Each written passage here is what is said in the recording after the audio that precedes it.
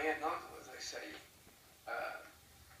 what they did to take 3 children. I remember they had wealth by their standards then, right? They were both working. Nobody else was, right? So they were flush. Okay, right? Now they take 3 kids, which means clothing, food, all that extra money being spent, right? I mean, now all of a sudden, the money now started to fly out the door. You know? Yeah. It's a big difference. Then because of the war in 1941-42, they were afraid Brooklyn was going to be bombed because of air raids all the time and everything. Air raid. Air raids, right? Exactly, right? You had to put on the car, on the windshield wipers, you had to block off half of the lights so it wouldn't shine up in the air. Really? Shine on the ground, yeah. So you had to put tape on the front headlights. I didn't know that. Yeah, they had to do that. Air raid wardens all over the place because they figured New York would be the first place bombed because that was the major city, right? So he says, we're moving out of here. Move the house in Oyster Bay. Nobody's going to bomb Long Island. Nobody's there but farms, right? What do they care, right? So that's why we moved to Long Island. 1941, I think it was, or 42. And then he had 2 tenants, so he kicked one out, and he kept the one upstairs there. And then he kicked that person out because he didn't like him, and rented out to people who were there for 25 years. Very good. So that we lived there. And that's how but basically, then he'd commute to work. Now, see what he did to himself? He lived in Brooklyn, and he worked in Brooklyn.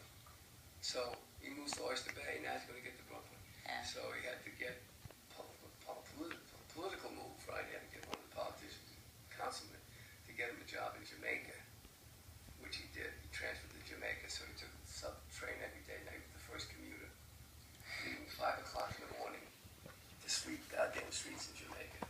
Horrible. And come back at night. Now you talk about him being angry all the time. I would be too. He couldn't read or write. He was frustrated, but he knew exactly where to go when he drove. He never got lost. He could go to Pennsylvania to see the other madman over there in Pennsylvania, which was my uncle also. Which one was that? Nazareth. It was Martino.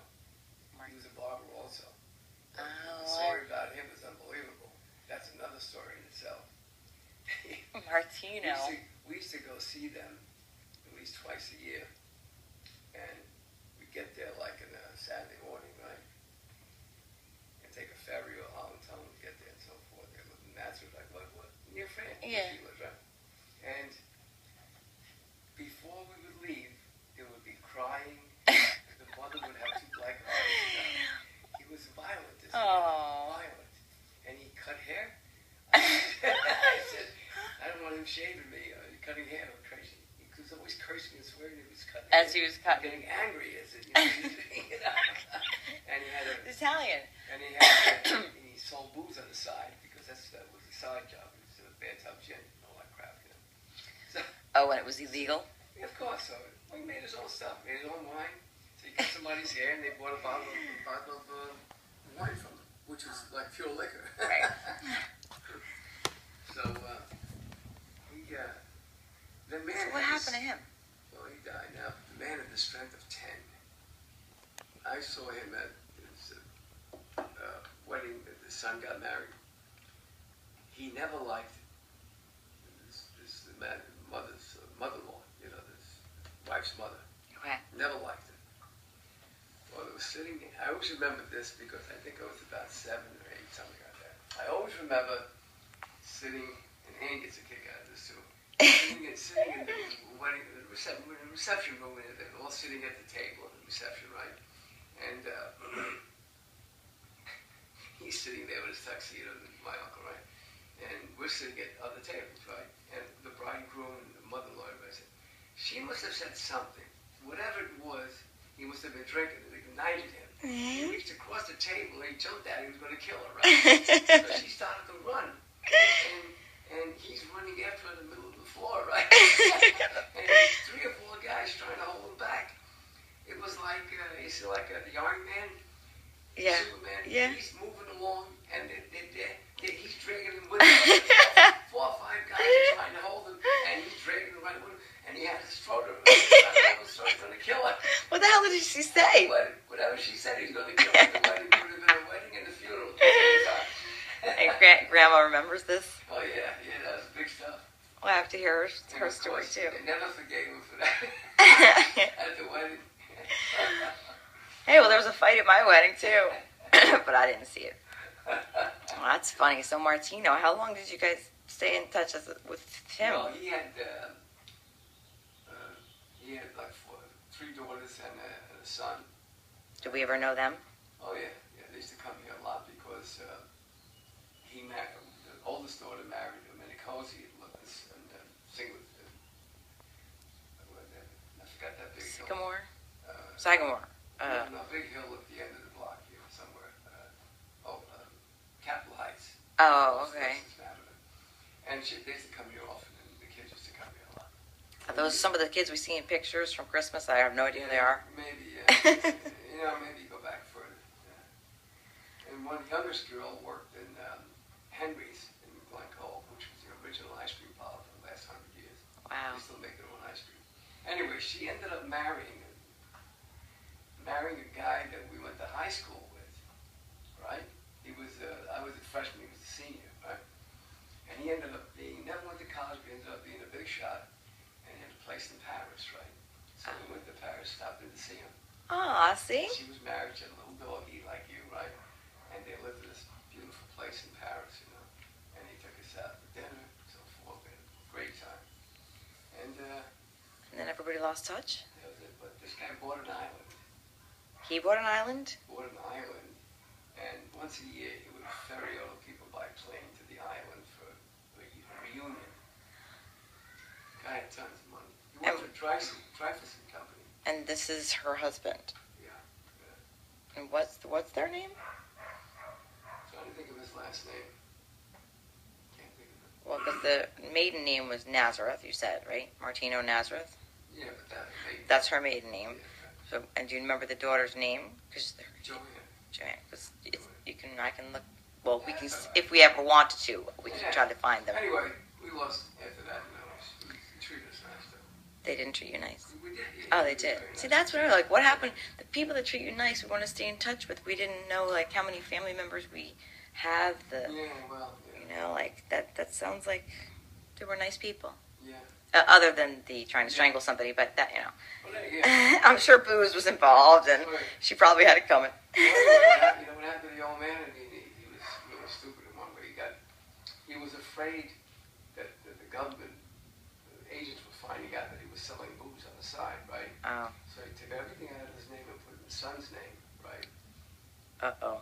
And then the son kicked him out. Whoa! Well, I'll backtrack. He punched his wife out one extra time, and he blackened her eyes a couple of times. They reported him to the police, and he was arrested, and I think he spent some time in jail. I'm not sure exactly how many days. It wasn't. I think it was a few days. And when he came back, he didn't have a barber shop. He had no place to stay. So what did he do? The guy was pretty good. He opened a barber shop across the street and bought a house there. He still had money somewhere. I don't know where the hell he got it from. Yeah. He had money somewhere. So he became competition to his son. Ah, that's funny. And that was what town? Nazareth, Pennsylvania. Nazareth. Jesus of Nazareth. Yeah. How to know it's Pennsylvania. So, just a sidebar. What happened? Let's go back to the Barbados. Why did they get kicked out of Ivy Street? Well, because he didn't like it. But why? What'd they do? They're nasty. Like I say, look at what they did when we just went there to eat. Yeah. They were selfish, nasty people. I don't know why they would be like that. But anyway. To each their own, I guess. We got married to your mother. We went to Italy, and while I was there in Italy, that was the old grounds that they all came from. They gave me a couple of round hunks of cheese about this big to take back to them. One for me, one for my family, one for the Barbados. Okay. Right? And I had to put them in 2 duffel bags, so I like to carry SAT bags, right? So I went up there with the bag. I thought I was walking into a hostile environment of some kind. I mean, I looked at it, and the noses were like down and like this, like, what should I do? What did we commit? What crime did we commit? So I said, this cheese is from, the old country, and they wanted me to bring it to you. Oh, thank you. That worked. So Very strange. So I said, well, anyway, good seeing you. Goodbye. That was the end of it. When I left, I told Hannah and everybody, I said, something. Kaput. That's it. And that was on your honeymoon, right? Yeah, when we came back. I said, that's it. Because for some reason, you don't want to know people like that. I don't think they're relatives or not. They're just bad people. Yeah, selfish. Bad people. What's the name of the family you visited in Italy? Well, he was a tailor. We went to bring my uncle's last wishes were that he owned property that they were living in. They never paid rent, you know. Okay. And he had a deed made up. It was called a procura in Italian. It was a deed, and he deeded the property to them so at least they would have legitimate possession. Right, okay. So he asked me if I ever get there. I mean, he never knew when I would, you know, because he died in 58, and I got married in 65, so he didn't know. You know? But he said, if you ever get there, Lee, he says, I want you to give this deed to them to have a place. So that was what you went for? Well, that's one of the reasons we went to Benevento, because we were in Rome for like a week. Yeah. So then we were driving all over the place. So your mother was thank God she was the navigator. Navigator. She was the GPA system. GPA. GPS. She was the map extraordinaire. I remember. GPS. Go this way. This right, left. Finestra. Anyway, so we got there. It was all hilly country and so forth. But they lived in a house like Ivy Street, solid cement, right? No running water. You had to carry 5-gallon jugs of water up to put in the bathroom or bathtub, right? Like that guy up there? Exactly. Carrying the shit? No, only this was water.